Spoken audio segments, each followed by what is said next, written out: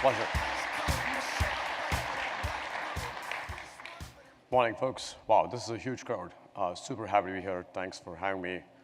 In particular, thanks to Databricks, the entire Spark community, and also, I just want to give a shout out to the ASF, which is sort of the home for all of these things.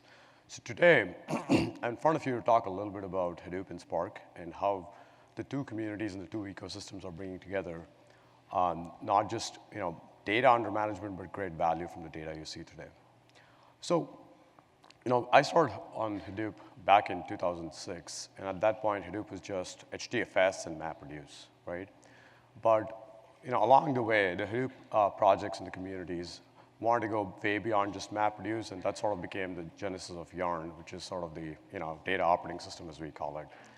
Now, if you think of the notion of an operating system, it started off back in the 60s and the 70s, where hardware was really your most important resource that you had to manage. However, back here in 2005, I think we can all agree that it's not really as much about the hardware as much about it as it is about the data, right?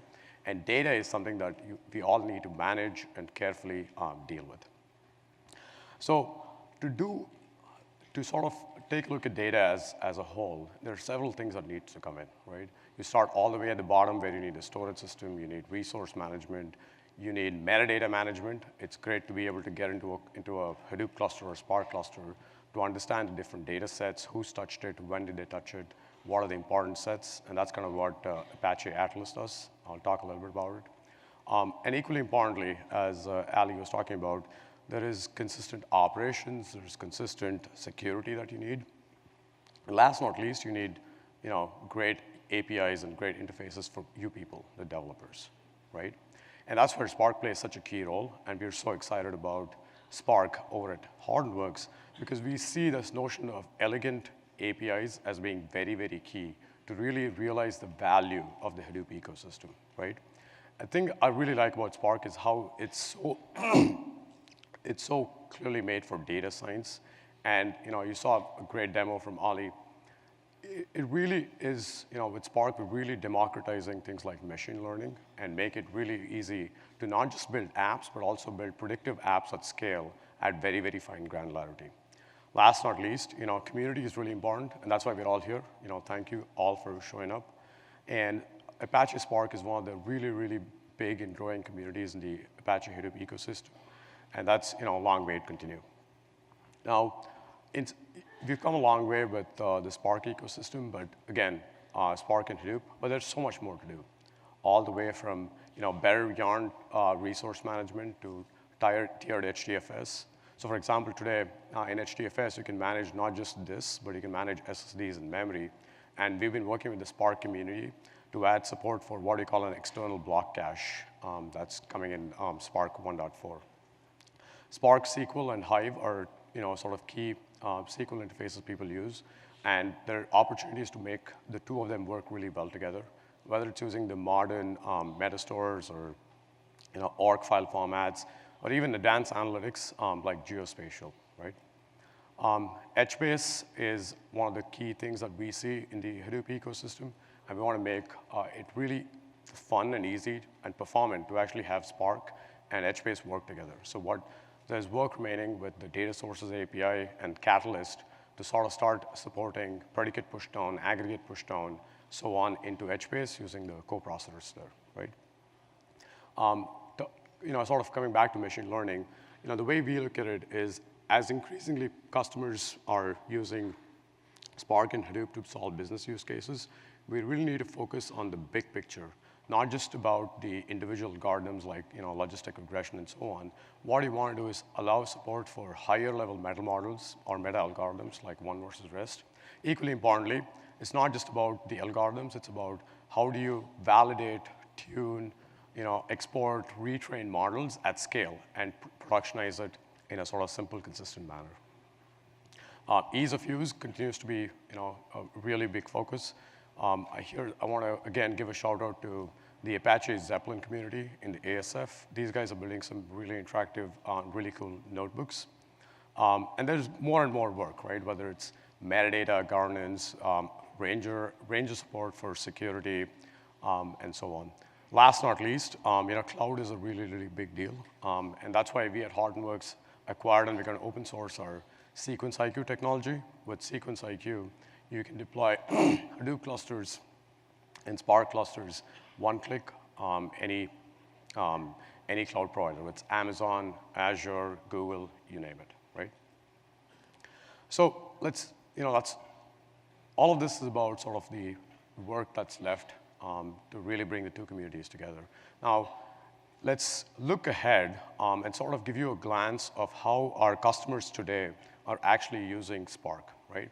So what I did was, went back. Last year, we had this great demo at the Hadoop Summit where we showed you how we could get all these real-time events from a trucking company customer of ours and start to plot everything from lane change violations to alerts on a dashboard using all the technology. However, we now want to go one step forward, and we want to make it predictive. Not only do we want to show you when the alerts are happening, but we want to be able to predict when the next violation is going to happen. And prediction involves taking a number of factors like weather and driver history and so on, right? So what do you have to do as the application team? Or this is what our customer does today, right? They took the existing app, enriched it with weather and data information.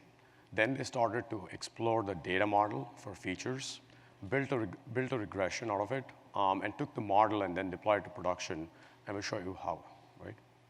So, we did a demo of this at the Hadoop Summit, but I thought it'd be a little risky here with 10 minutes, so I'm gonna have to ask you guys to fire up your imagination. Imagine that we were doing a demo here, right? So we start off with CloudBreak, which is our web portal to sort of deploy a cluster. You go ahead, pick whatever credentials you want, whether it's AWS or Azure. For now, let's say it's Azure. You can pick different blueprints. By that, what I mean is blueprints allows you to pick a very small portion of the stack. So if you're just a data scientist, you only care about Spark, right? So you pick a Spark blueprint, Apache Embody is going to do all the hard yards behind it with CloudBreak to go negotiate the resources and bring up the cluster for you, right? Which in this case is Spark. Once you have it running, let's start to do some exploratory analytics, right? So you actually now, this is a view of Zeppelin itself. This is how Zeppelin looks. I encourage you to check it out in the Apache community. So you look at the data, you start exploring it. You run some simple SQL queries to see how the data set itself looks. In this case, you look at schema, normal, lane departure, on and on and on. Now, let's start to ask some questions. So we ask, does fatigue cause a driver to do more violations than necessary, right? So it gives back some questions. Here, what you want to then say is, let's look at fatigue as a function of the amount of time that the driver has been running that particular truck, right? Obvious question. So you can start to plot all these pie charts. The next question you want to ask is, what does weather have to do with violations and so on, right? So that's your impact on fog, for example, on violations. Does location have any impact? Is it a combination of driver? Is it just the weather? Or are there specific routes along which you actually see some issues, right? All of these are questions that you as a data scientist are going to start asking. Once you have that analysis done, right, you can then start to build a model, use Spark ML, build a regression model, run the code, right? And then you get a weight. With this, you can say, at this point, probably fatigue and fog are the most important factors that you need to worry about, right? So it's just an example of how the whole entire Apache Spark community is making use of different technologies in the Hadoop ecosystem to actually give you a full picture, right?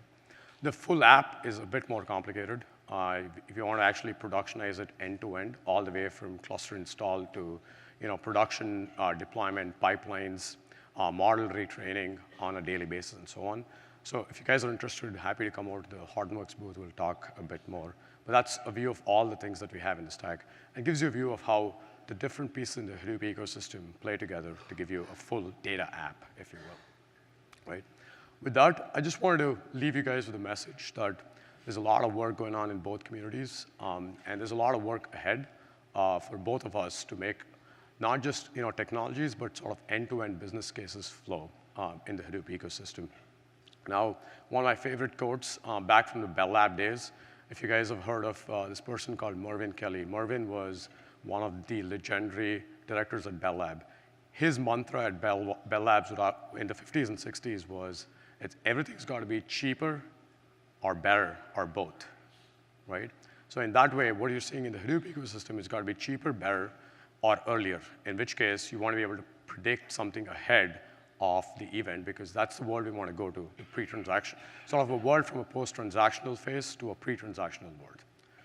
With that, I want to thank you all for having me on stage. Enjoy the show. I'm sure it's going to be a great show. Cheers.